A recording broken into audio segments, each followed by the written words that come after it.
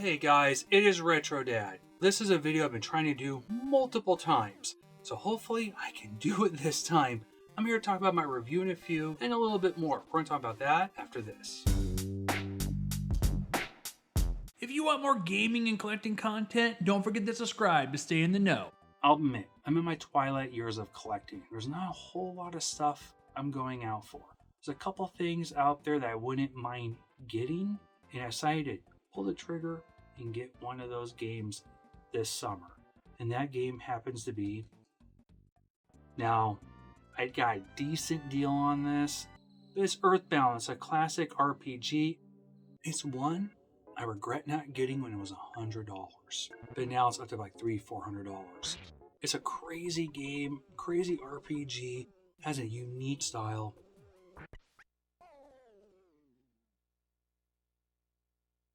It's one I personally have not played, even on the SNES Mini, but I'm looking forward to playing Earthbound and maybe like taking like a couple weeks and actually going through and playing it. No, it's a long game. I've heard nothing but great things about it, so I got Earthbound. Well, after getting Earthbound, there's not a whole lot left on my list. I got a couple higher-end Game Boy games. There's a couple Super Nintendo games I wouldn't mind getting. I have one NES game I want to get. The one I bought this summer was a bust, does not work, and that was Chiller, and I had to go find another one. I have another one coming in, but it might not work either, so who knows.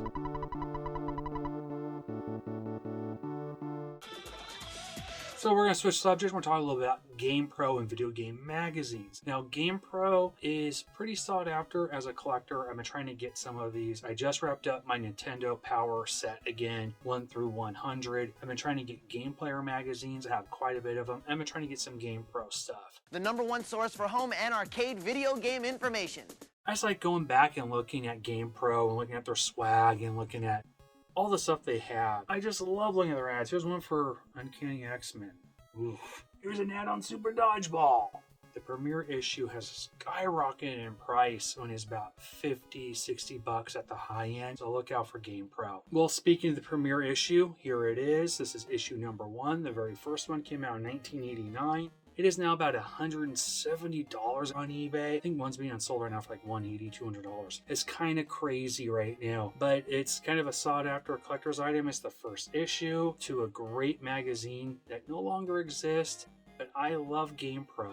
When you need to know what's happening in the world of home and arcade video games, pick up a GamePro magazine. And I love GamePro TV.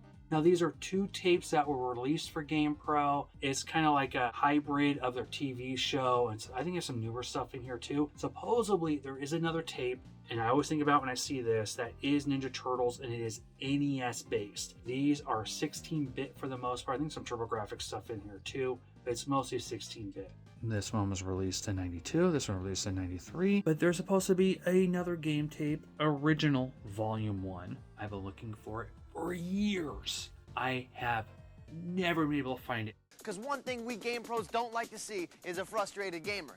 Love GamePro and love their VHS tapes. If you have this or know anyone that does, let me know. I want it really bad. That about wraps it up for this videotaped installment of GamePro. And while on the subject of tapes, Game Player magazines have tapes as well. There's only 16 tapes for Game Player's game tapes.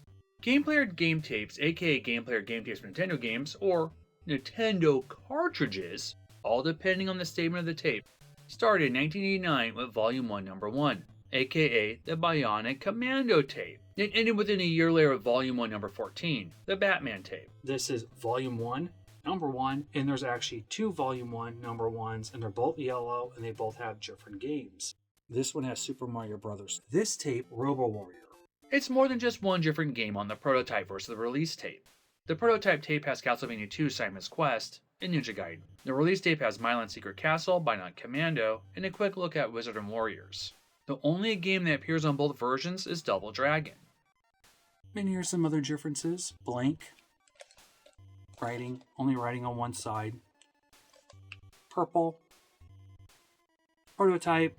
And this one that was released later on. Game Player game tapes are technically video game instructional tapes. At one time, you could have ordered them from the magazine Game Players. I'll discuss that magazine in more detail down the line. The game tapes were designed in collaboration with Game Player magazine to help game players beat the game. As it promoted on the artwork, Play to Win game tape. The majority of the VHS tapes act like mini walkthroughs, although a few are basically advertisements. Typically, each tape is about 40 minutes in length, and about 4 different games are discussed. Some did have more. These were released during the height of the NES. All tapes feature games from the NES era, with the exception of 2 of them. The first is Volume 1, Number 13, Game Player's Game Tape of Game Boy games. If you haven't guessed by the title, it comprises only of Game Boy games. Included in the tape are strategy and helpful hints for Batman the video game, Castlevania Adventures, Double Dragon, Final Fantasy Legend, and Wizard of Warriors X. It's both strange and fascinating how the gameplay is captured. They look decently clear. Batman and Double Dragon has a sort of a strange blue haze, but it works. Castlevania looks like it's being played on an actual Game Boy with its pea green coloration. As a fan of the Game Boy, I find it awesome. The other tape is Volume 1, Number 9, the Special Power Glove game tape. It's basically a big ad for the Power Glove. It's bad. Real bad. In fact, they have a small trailer for the movie The Wizard within the promotional tape. I love that this kid is drinking a high-C juice box. 90s. All the way. Too bad it wasn't Ecto Cooler though. A lot of game footage is shown using the Power Glove. Many of the games are not even on game tapes like Bubble Bobble or Punch Out. A few traditional game spots with Power Gloves sprinkled in are Super Glove Ball and Road Blasters. It really is one big marketing piece. I wish I had one. You want it? You got it. This is it. The Power Glove. I guess you could say so is the whole library of tapes. This is way before GamePro TV, which ran between 1991 and 1992, and way before walkthroughs appeared on the internet. These are amazing relics from a different time period. Almost have a complete set of these. They're incredibly difficult to get. I got hooked up with a lot of them sealed from a store in Virginia, and I want to thank Lost 80s and 90s for that hookup, recommending that store. The higher the number of the tape tends to be the scarcer it is. Not always true. 2 tapes are extremely rare and they are early numbers. Game player game tapes are rare anyways. 2 of the better well-known game tapes happen to be Konami ones. Volume 1, Number 5, the gray tape, is the actual Konami tape. Blades of Steel and Castlevania have an appearance. Volume 1, Number 6, the black tape, also known as the Ultra tape, Konami Tape 2, features Teenage Mutant Ninja Turtles and Metal Gear. The narrator switches Shredder's henchman. He says Rocksteady when he meant Bebop. He even describes Bebop and calls him a pig. Then says Bebop escapes when he meant Rocksteady. You're about to meet Rocksteady. He's part gangster, part pig, and 100% trouble. Prepare for the fight by bringing in your toughest turtle, Donatello. Then says Bebop escapes when he meant Rocksteady. Soon as you defeat Rocksteady, Bebop will take off with April. It's an innocent mistake, but now it's stuck on the tape forever. And even online. But we all make mistakes. It's just kind of humorous. Rescue April by calling in Donatello against Bebop. Give him a good thrashing with the bow staff. Volume 1, Number 12, the Acclaim tape. The Acclaim tape has the most games shown in the series as mini walkthroughs. A few highlights are Double Dragon 2 and Arch Rivals. So come on, lace up, grab a ball, and hit the court with Tyrone, Vinny, Mohawk, and the rest of the Arch Rivals gang. One of the most common tapes is Volume 1, Number 4, aka the Sports tape. It features many popular NES sports games, well, up to 1989 at least. Games such as Super Dodgeball, Tecmo Bowl, and Bases Loaded have brief overviews. Volume 4 is the second most games included in a tape. There are 2 versions of the sports tape. The artwork just looks a little different between the 2. Unfortunately, a few of the exact same segments reappear on different tapes. Mega Man 2 is on both Volume 1 Number 2 and Volume 1 Number 11. Ninja Gaiden appears on 3 different tapes. The Prototype, Volume 1 Number 2, and Volume 1 Number 11. Castlevania 2 Simon's Quest is on 3 different tapes as well.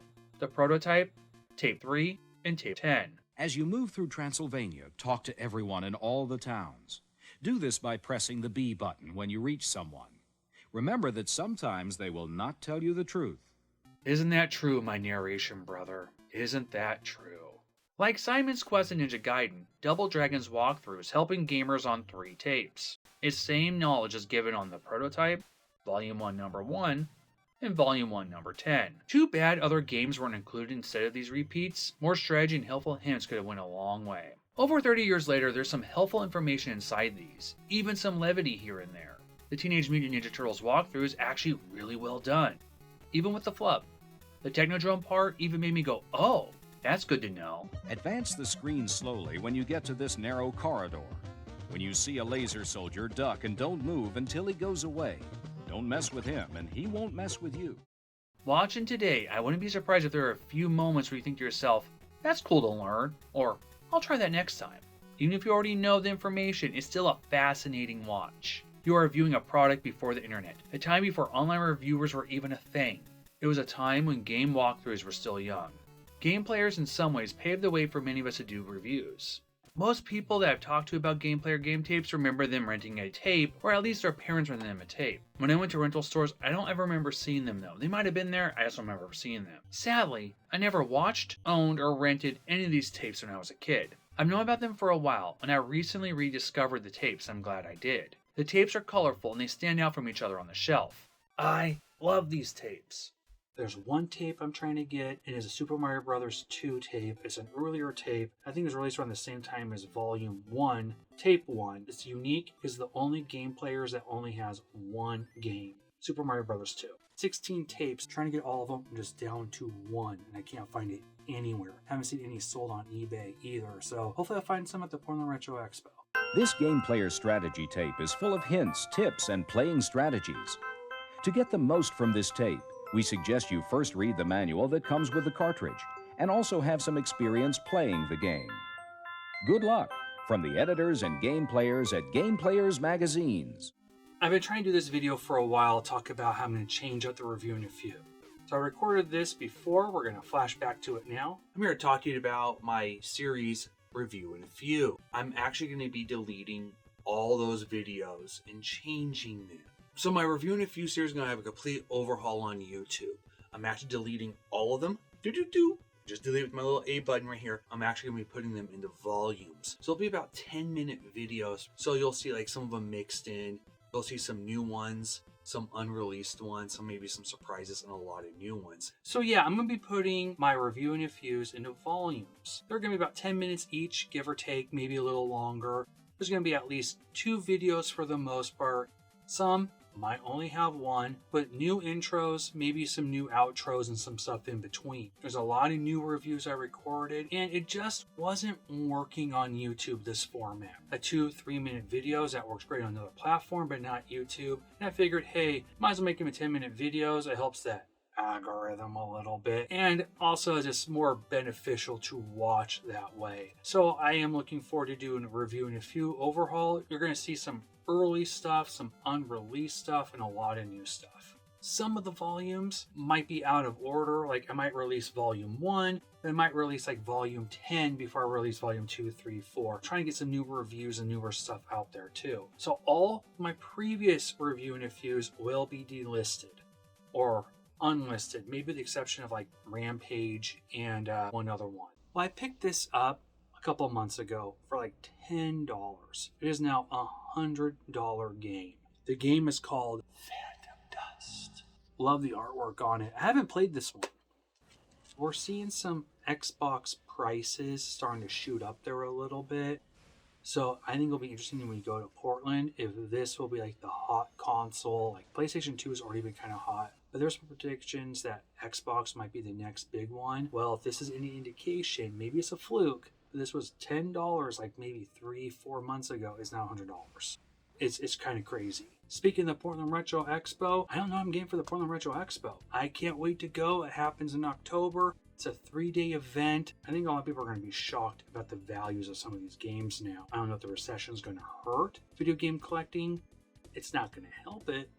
Maybe it'll course correct it a little bit, but I think people are going to come unprepared if they don't do their research. That's one of my predictions. Well, guys, there's a couple things I want to talk about the Portland Retro Expo. I want to talk a little bit about getting Earthbound, game player tapes, what else I'm collecting, and my Review in a Few overhaul.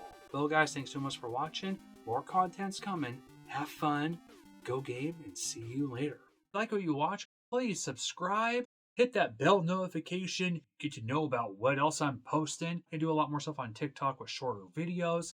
Please sub, follow, like, comment, and see you later.